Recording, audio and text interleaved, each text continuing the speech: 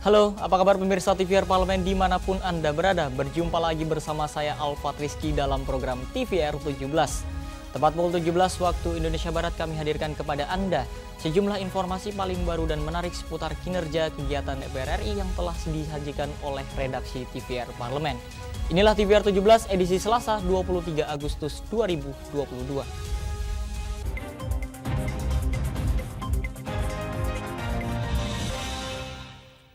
Pemirsa, Ketua DPR RI Puan Maharani menerima Ketua Parlemen Republik Timor Leste, Aniceto Guterres Lopez di Gedung Nusantara 3 DPR RI pagi tadi. Sejumlah hal penting dibicarakan kedua Ketua Parlemen termasuk usulan Ketua DPR RI Puan Maharani mengenai perjanjian bilateral di bidang investasi.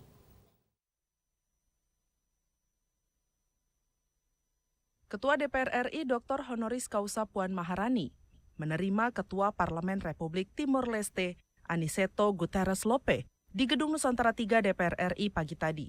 Sejumlah hal penting dibicarakan kedua ketua parlemen, termasuk usulan Ketua DPR RI Puan Maharani mengenai perjanjian bilateral di bidang investasi. Puan Maharani mendorong Indonesia dan Timor Leste segera membentuk Bilateral Investment Treaty untuk menciptakan iklim investasi yang lebih kondusif, mengingat nilai investasi Indonesia di Timor Leste saat ini mencapai 818 juta dolar Amerika Serikat. Di antaranya di sektor pertanian, perbankan, migas, dan telekomunikasi. Puan Maharani juga mendorong kerjasama antar komunitas bisnis kedua negara yang ikut mengalami dampak pandemi COVID-19. Menurutnya, kemudahan perdagangan harus dilakukan bersama, sekaligus mendorong misi bisnis dan promosi antar kedua negara, sehingga tercipta kemudahan perdagangan di wilayah perbatasan. Dalam kesempatan ini, Puan Maharani menilai hubungan diplomasi DPR RI dengan Parlemen Timor Leste secara bilateral, regional, hingga global telah terjalin dan penting terus dilakukan untuk melengkapi diplomasi antar pemerintah. Panji dan Mario, TVR Parlemen melaporkan. Beralih ke informasi selanjutnya pemirsa, target pertumbuhan ekonomi Indonesia yang dipatok 5,3% dalam RAPBN tahun 2023 dianggap mencerminkan spirit optimis dari pemerintah. Mengingat tahun depan terdapat banyak tantangan bagi pertumbuhan ekonomi Indonesia di tengah ketidakpastian situasi global pasca pandemi COVID-19. Target pertumbuhan ekonomi Indonesia yang dipatok 5,3% dalam RAPBN 2023 dianggap mencerminkan spirit yang optimis dari pemerintah. Mengingat tahun depan terdapat banyak tantangan bagi pertumbuhan ekonomi Indonesia di tengah ketidakpastian situasi global pasca pandemi COVID-19. Target pertumbuhan ekonomi tersebut tidak jauh dari estimasi yang diberikan oleh beberapa lembaga internasional yang memprediksi ekonomi Indonesia akan tumbuh di angka 5,2%. Dalam pembacaan pandangan umum fraksi atas rancangan Undang-Undang tentang APBN tahun anggaran 2023, Selasa 23 Agustus 2022, menurut anggota Komisi 11 DPR RI Ahmad Yohan, target pertumbuhan ekonomi sebesar 5,3% dinilai masih realistis, sebab pemerintah sudah mempunyai penilaian baik dari eksternal maupun internal. Fraksi PAN mendorong agar pemerintah fokus melakukan peningkatan produktivitas untuk transformasi ekonomi yang inklusif dan berkelanjutan. Di samping itu, fraksi PAN mendorong pemerintah melakukan penguatan langkah-langkah antara lain, melakukan penguatan kualitas SDM melalui peningkatan kualitas pendidikan dan sistem kesehatan, serta akselerasi reformasi sistem perlindungan sosial, melaksanakan pembangunan infrastruktur pendukung transformasi ekonomi, khususnya pembangunan infrastruktur di bidang energi, pangan, konektivitas, serta teknologi informasi dan komunikasi, melaksanakan reformasi birokrasi dan penyederhanaan regulasi, serta mendorong pembangunan dan pengembangan ekonomi hijau. Dengan semakin kuatnya sektor swasta sebagai motor pertumbuhan, maka manajemen kebijakan fiskal bisa lebih diarahkan untuk menciptakan keseimbangan antara perbaikan produktivitas dan daya saing. Andri, TVR Parlemen melaporkan. Komisi 5 DPR RI prihatin masih banyak masyarakat berpenghasilan rendah mengalami kesulitan dalam membeli rumah. Harga material yang tinggi diduga menjadi salah satu kendalanya. Komisi 5 DPR RI prihatin masih banyak masyarakat berpenghasilan rendah mengalami kesulitan dalam membeli rumah. Ditemui usai audiensi dengan Asosiasi Pengembang Perumahan dan Pemukiman Seluruh Indonesia atau APERSI, Wakil Ketua Komisi 5 DPR RI Syaifullah Tamliha menyoroti sulitnya masyarakat berpenghasilan rendah untuk membeli rumah. Menurutnya, harga material yang tinggi menjadi salah satu kendala. Untuk itu, Komisi 5 DPR RI akan menyampaikan hal tersebut kepada Kementerian Pekerjaan Umum Perumahan Rakyat. Mereka menyampaikan keluhan-keluhan tentang kepemilikan rumah bagi warga negara Indonesia. Nah, tentunya banyak sekali kendala yang menjadi masalah, diantaranya adalah berupa kenaikan harga bahan bangunan, semen naik, kawat naik, dan besi baja naik, serta berbagai macam kendala lainnya. Sementara itu, anggota Komisi 5 DPR RI lainnya Suhartono mengungkapkan kondisi pengembang perumahan saat ini tidak segairah dulu, sebab harga jual rumah yang tidak begitu menguntungkan bagi pengembang. Suhartono menyampaikan kepemilikan rumah untuk investasi masih diminati masyarakat kalangan menengah ke atas. Ya, itu satu investasi karena mereka yang beli rumah itu dicontohkan tadi, misalnya rumahnya di Bogor, yang beli orang Jakarta karena memang bekerjanya di Jakarta. Ya hanya seperti itu aja. Itu sifatnya darurat dan seharusnya tidak mengganggu peredaran. Oki Zulindra, TVR Parlemen melaporkan. Pemirsa, di tengah isu kenaikan bahan bakar, DPR RI mendorong agar usaha untuk menggapai ketahanan dan kedaulatan energi harus mendapatkan perhatian penuh. Informasinya sesaat lagi pemirsa, untuk itu tetaplah di TVR 17.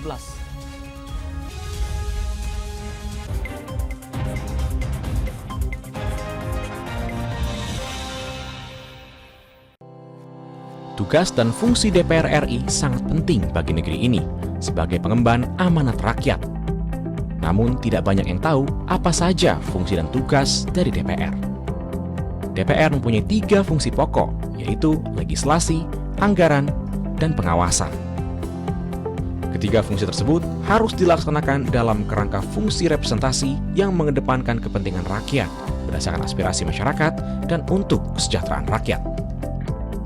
Dari fungsi legislasi, DPR RI mempunyai tugas dan wewenang untuk menyusun dan menetapkan program legislasi nasional bersama dengan pemerintah, menyusun dan membahas rancangan undang-undang, menerima rancangan undang-undang dari DPD, membahas rancangan undang-undang yang diusulkan oleh Presiden ataupun DPD, menetapkan undang-undang bersama dengan Presiden, menyetujui atau tidak menyetujui peraturan pemerintah pengganti undang-undang yang diajukan Presiden untuk ditetapkan menjadi undang-undang.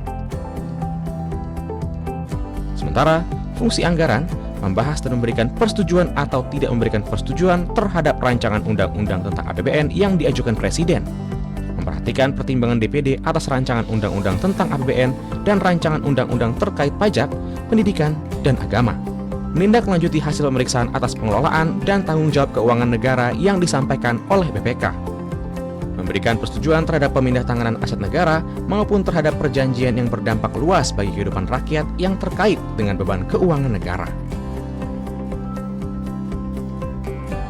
Dan fungsi pengawasan, melakukan pengawasan terhadap pelaksanaan undang-undang, APBN, dan kebijakan pemerintah, membahas dan menindaklanjuti hasil pengawasan yang disampaikan oleh DPD terkait pelaksanaan undang-undang mengenai otonomi daerah, pembentukan, pemekaran, dan penggabungan daerah, pengelolaan sumber daya alam dan sumber daya ekonomi lainnya, pelaksanaan APBN, pajak, pendidikan, dan agama. Terima kasih. Video ini dipersembahkan oleh TV dan Radio Parlemen, Biro Pemerintahan Parlemen, Sekretariat Jenderal, dan Badan Keahlian DPR RI.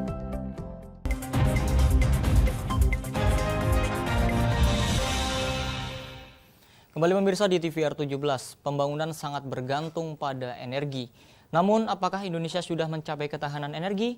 Sebab setiap kali harga BBM, gas, ataupun listrik naik, daya beli masyarakat akan langsung berkena imbasnya, hingga mempengaruhi ekonomi yang sedang bertumbuh. Nah pemirsa, berikut laporan lengkap soal ketahanan dan kedaulatan energi dalam segmen editorial Parlemen.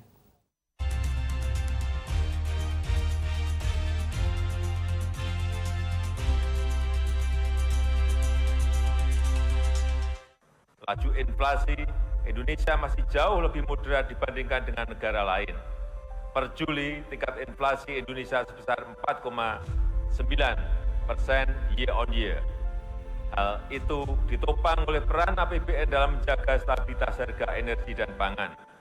Konsekuensinya, anggaran subsidi dan kompensasi energi pada tahun 2022 meningkat menjadi 502 triliun rupiah. Berdasarkan data Kementerian ESDM, Indonesia merupakan salah satu negara yang menempati posisi ketiga teratas sebagai penghasil nikel terbanyak. Sementara untuk produk emas, Indonesia berkontribusi sebesar 39%, yakni di posisi kedua setelah Cina. Hal ini yang membuat Indonesia selalu masuk dalam peringkat 10 besar penghasil minerba dunia. Pembangunan sangat bergantung pada energi. Namun, apakah Indonesia sudah mencapai ketahanan energi? Sebab setiap kali harga BBM, LPG, ataupun listrik naik, daya beli masyarakat akan langsung terkena imbasnya. Anggota Komisi 7 DPR RI Andi Yuliani Paris mengungkapkan target lifting minyak dan gas yang tak mencapai target, serta kendala pengembangan energi baru dan terbarukan dari segi teknologi dan kesiapan sumber daya manusia masih menjadi kendala yang terus dihadapi sektor energi. PR pemerintah ini harus bisa meningkatkan lifting. Nah saya udah 2 periode di Komisi 7, tapi lifting 1 juta barel tuh nggak benar tercapai, makin lama setiap tahun tuh makin turun. Nah saya nggak tahu apakah perlu ada inovasi, ya harus ada political will juga untuk meningkatkan lifting ini. Tadi Presiden mengatakan lifting yang 1 juta sekarang cuma mencapai 660 kalau tidak salah tadi pidatonya. Jauh dari 1 juta barel yang kita targetkan. DPR RI mendorong pemerintah merumuskan program kerja untuk meningkatkan ketahanan energi nasional di tengah ancaman krisis global. Hal senada ditegaskan anggota Komisi 7 DPR RI lainnya, Lamhot Sinaga. Menurutnya berbagai dinamika ekonomi global seperti konflik geopolitik, perkembangan kebijakan moneter global dan harga komoditas energi jangan sampai menggerus kebijakan dan ketahanan APBN 2023. Kita akan dorong penggunaan mobil listrik yang tujuannya adalah untuk mengurangi konsumsi BBM kita. Kemudian juga batubara. Batubara juga tata kelola batubara ini harus kita perhatikan betul ya dengan pembentukan BLU ya, BLU tentang pengelolaan tata kelola batubara. Dan kemudian soal hilirisasi yang disampaikan oleh Pak Presiden tadi, kita pun di Komisi 7 selalu mendorong ya bagaimana supaya stop ekspor bauksit. Usai mendengar penjelasan anggaran subsidi energi yang dipatok sebesar 210,6 triliun rupiah dalam postur APBN 2023, anggota Komisi 7 DPR RI Bambang Patijaya menilai hal ini merupakan bentuk keseriusan dan tanggung jawab negara dengan mempertimbangkan dampak harga minyak dunia yang terus meroket terhadap perekonomian masyarakat. 502 triliun ini angkanya besar. Nah sekarang persoalan bagaimana saluran distribusi, apakah tepat sasaran atau tidak nantinya, saya pikir ini menjadi tugas bersama dari kita semua. Kita punya banyak alat kontrol untuk itu, misalkan BPH, kemudian juga kami di Komisi 7 tentunya dengan fungsi pengawasannya, dan juga masyarakat. Kita himbau untuk bagaimana semua bertanggung jawab terhadap penggunaan dan termasuk penyalurannya nanti. Sementara itu melihat cadangan energi dunia semakin menipis, anggota Komisi 7 DPR RI Diah Nurwitasari berharap pemerintah mampu menjawab tantangan yang ada dalam penguatan energi baru terbarukan. Karena rakyat hari ini sedang berusaha memulihkan kondisinya. Jangan menambah beban rakyat dengan kebijakan-kebijakan yang berat gitu untuk masyarakat. Contohnya saat ini mungkin ya kalau bekali lagi tentang energi harus hati-hati mengambil kebijakan terkait dengan perkembangan dengan harga migas internasional. Ini juga akan berdampak besar pada perekonomian masyarakat kita. Pada perayaan ulang tahun Republik Indonesia yang ke-77 tahun ini, kedaulatan dan ketahanan energi perlu menjadi perhatian serius. Sebab, jika tidak berhati-hati, lonjakan harga energi dunia bisa menyeret pertumbuhan ekonomi negara yang sedang dalam masa pemulihan. Tim Liputan TVR Parlemen melaporkan.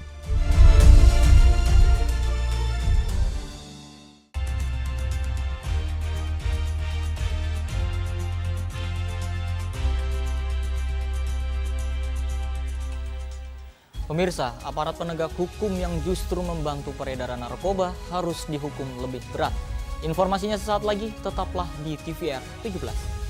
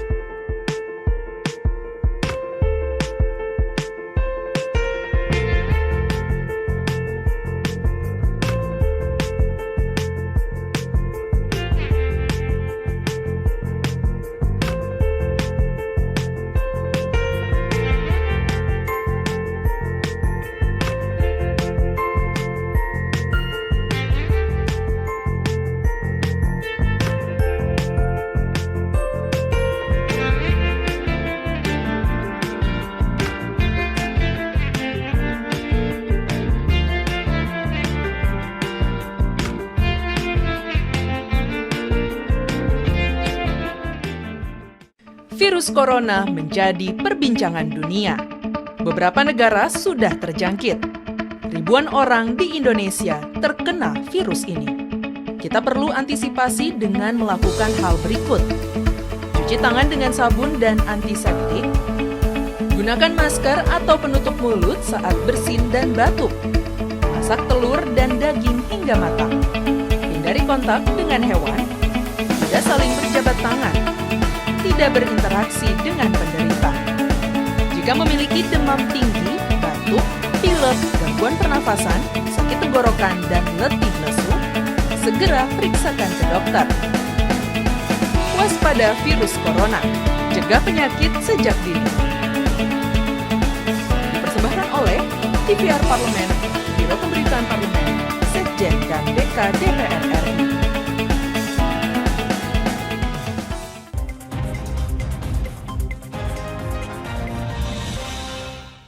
Kembali di TVR 17, pemirsa anggota Komisi 3 DPR RI Supriyansa menyesalkan keterlibatan personel Polri berpangkat perwira di wilayah Karawang yang diduga terlibat dalam peredaran narkoba. Oleh karena itu DPR RI mendorong Kapolri dapat memberikan hukuman berat kepada personel Polri jika terbukti melakukan hal yang memalukan institusi Polri. Berikut pemirsa laporan lengkap dari rekan kami Diva Rizka dengan anggota Komisi 3 DPR RI. Mirsa TVR Parlemen, beberapa waktu yang lalu terjadi penangkapan Kasat Narkoba Polres Karawang, yaitu AKP Edi Nurdin Masa yang diduga terlibat pengedaran narkoba di daerah Bandung, Jawa Barat. Bagaimana respon DPR atas kejadian tersebut? Untuk menjawabnya, saat ini saya sudah bersama dengan salah satu anggota Komisi 3 DPR RI, yaitu Bapak Supriyansa. Apa kabar Bapak? Baik, Mbak. Pak, atas kejadian tersebut, bagaimana tanggapan Bapak? Ya, ini berita yang sangat mengagetkan buat saya juga, bahwa ada seorang dengan status kasat narkoba, malah dia ditangkap karena diduga peredaran gelap narkoba yang ada di wilayahnya.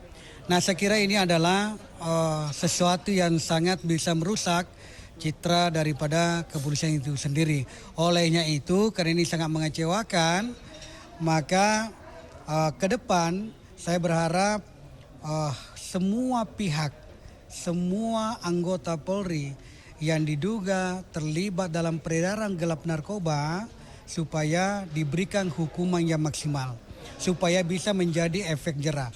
Saya kira momentum ini pula bisa menjadi momentum bagi Pak Kapolri untuk memperbaiki seluruh struktur-struktur yang ada di kepolisian, yang terutama yang diberikan jabatan sebagai kasat narkoba. Karena dialah yang diharapkan yang sebenarnya menjadi tulang punggung pihak kepolisian dalam rangka memberantas peredaran gelap narkoba yang ada di tengah-tengah masyarakat. Justru dia yang terlibat, diduga pula terlibat dalam mengedarkan barang haram ini. Nah, saya kira ini adalah kesempatan bagi Pak Kapolri untuk memperbaiki struktur yang ada di pihak kepolisian. Dan harapan saya semoga pihak-pihak anggota kepolisian yang terlibat narkoba, karena ini sangat mengecewakan, supaya diberikan hukuman yang maksimal, baik dari institusinya nanti maupun kepada hukum positif yang ada di luar. Apakah kejadian itu disebabkan karena faktor minimnya kesejahteraan pegawai atau karena murni dari perilaku anggota tersebut, Pak? Saya kira negara cukup banyak memberikan kepada kepolisian. Tidak ada alasan bagi anggota kepolisian bahwa kurang gajinya, kurang tunjangannya sebagai kasat, sebagai orang yang diberikan amanah di pundaknya, lalu dia terlibat. Saya kira juga di kepolisian tidak semuanya berpikiran seperti itu. Saya kira di kepolisian masih banyak kader-kader yang ada di kepolisian yang memiliki jiwa yang sangat bagus, memiliki integritas baik, supaya itu diberi kesempatan untuk menjadi kasat-kasat, menjadi pemimpin-pemimpin di kepolisian. Saya kira masih banyak kader kepolisian yang lebih baik. Menurut Bapak, khususnya Satres Narkoba, apakah perlu dilakukan sebuah pengawasan di lingkup internalnya, Pak? Karena mengingat banyaknya jajaran yang terlibat pada pengedaran narkoba, Pak, di Indonesia.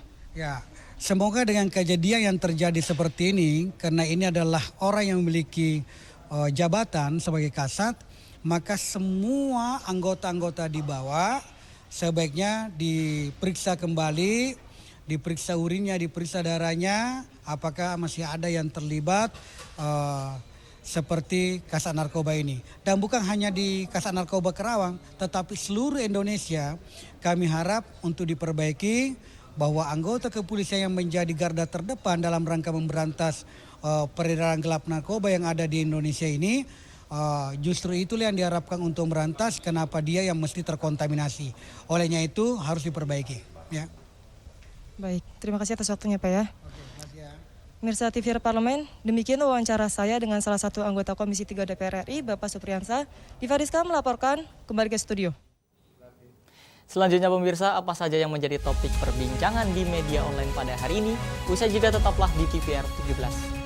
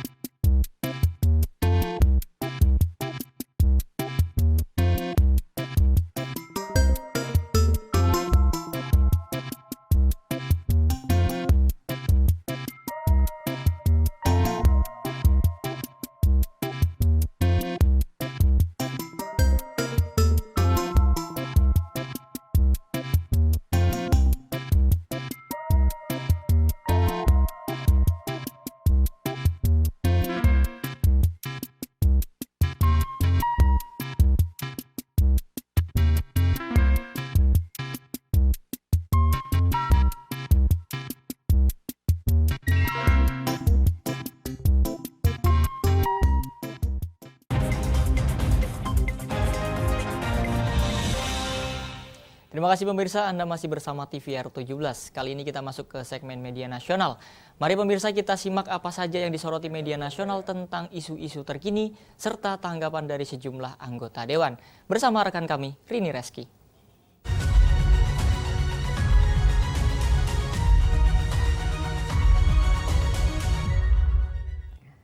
Baik, terima kasih Alfat. Dan pemirsa TVR Parlemen, mari kita bahas apa saja yang menjadi sorotan media online pada hari ini. Yang pertama mengenai rapat di DPR RI soal kasus pembunuhan Brigadir J. Dan marak di media sosial juga kata-kata amplop Bapak dalam kasus pembunuhan Brigadir dengan tersangka ex-Kadif Propam Polri tersebut. Tentunya Irjen Polisi Verdi Sambo menjadi lelucon dalam rapat Komisi 3 DPR RI kemarin. Anggota DPR RI Benika Harman menuding Lembaga Perlindungan Saksi dan juga Korban atau LPSK sebagai bagian dari skenario awal pembunuhan Brigadir J yang dibuat oleh Irjen Verdi Sambo. Di sini Beni melontarkan tudingan itu setelah mendengar LPSK menemui Sambo dan juga Baradae pada 13 Juli. Di sini Beni menduga LPSK mengetahui skenario yang mendesain oleh Sambo. Wakil Ketua LPSK Edwin Partogi Pasaribu bercerita LPSK menemui Sambo di kantor Kadif Propam pada tanggal 13 Juli kemarin. Tentunya di sini Edwin menyebutkan lawatan itu untuk mengumpulkan informasi mengenai kasus kematian Brigadir J. Dan Edwin menyebutkan Sambo mengajukan permohonan kepada LPSK untuk melindungi istrinya yaitu Putri Chandrawati. Di sini Baradae juga mengajukan permohonan perlindungan kepada LPSK saat itu. Dan Ketua LPSK Hasto Atmojo Suroyo membantah pihaknya terlibat dalam skenario Sambo. Di sini Hasto menyebutkan Sambo mencoba menyeret LPSK tetapi tak berhasil. Dan juga di sini Hasto menyatakan pihaknya tidak mengetahui kondisi kesehatan jiwa Putri Chandrawati sebelum insiden penembakan Brigadir J. LPSK menyatakan Putri memiliki tanda dan juga masalah kesehatan jiwa.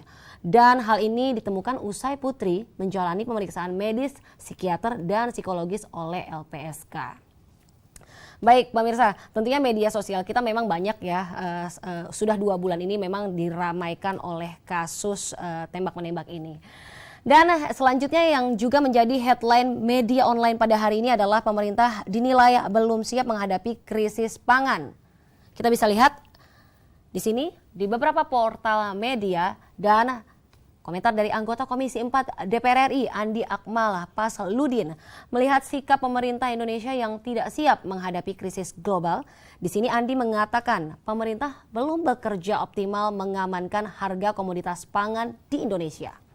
Di sini juga kondisi harga-harga baik pangan maupun energi termasuk BBM dan gas sudah melampaui batas nalar dan data Pusat Informasi Harga Pangan Strategis Nasional atau PIHPSN pada hari Jumat lalu menunjukkan sejumlah harga pangan mengalami kenaikan yang fluktuatif.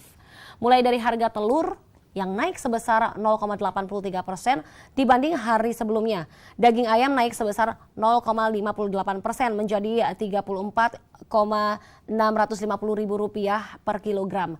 Rata-rata tentunya harga telur dan daging ayam ras masih mengalami kenaikan di seluruh pasar tradisional Indonesia. Di sini Andi mengingatkan kondisi pangan secara nasional masih tidak stabil. Dan biaya logistik akibat kenaikan BBM menjadi unsur besar naiknya harga pangan yang jauh dari lokasi produksi pertanian pangan, termasuk tentunya perikanan pemirsa. Di sini juga Andi menilai sudah dapat terlihat jelas di lapangan pemerintah belum bekerja optimal memperbaiki kondisi tata niaga pangan. Nah pemirsa, kalau misalnya melihat nih BBM juga nanti akan sebentar lagi minggu depan naik ya, tetapi sudah ada di beberapa media bahwasanya buruh akan memberitahukan kalau misalnya mereka akan mengadakan demo besar-besaran dengan kenaikan harga BBM tersebut.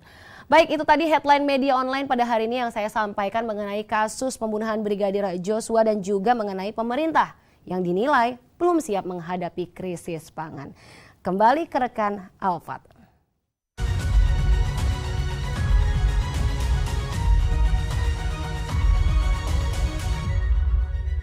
Baik, terima kasih rekan Dirin yang telah menyampaikan sejumlah sorotan media online nasional pada hari ini. Dan pemirsa TVR Parlemen, segmen media online tadi sekaligus menutup program TVR 17 edisi sore hari ini. Jangan lupa kembali kami ingatkan virus COVID-19 masih ada. Untuk itu terus taati protokol kesehatan dimanapun Anda berada. Saya Alfat Rizky beserta seluruh kru TVR Parlemen yang bertugas mengucapkan terima kasih dan undur diri dari hadapan Anda. TVR Parlemen, referensi Indonesia.